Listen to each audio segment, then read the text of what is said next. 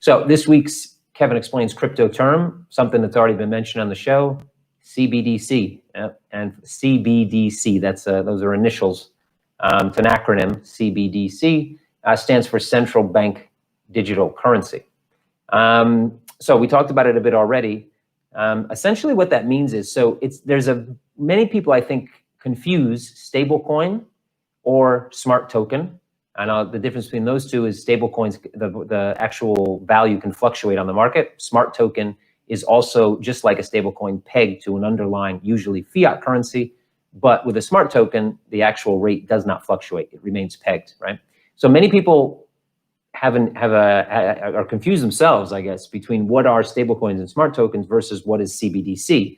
They think it's basically a stablecoin issued by a central bank, and that is not true. The main difference here is that the CBDC is actually legal tender. It isn't pegged to the value of legal tender. It is basically a smart token because the value does not change. It changes in relation to other CBDCs, just like the euro dollar value changes with the value of the euro and the dollar.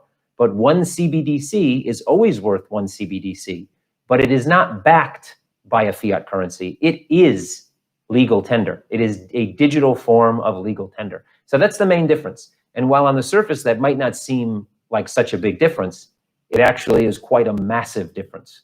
It means that you are actually transacting in the currency.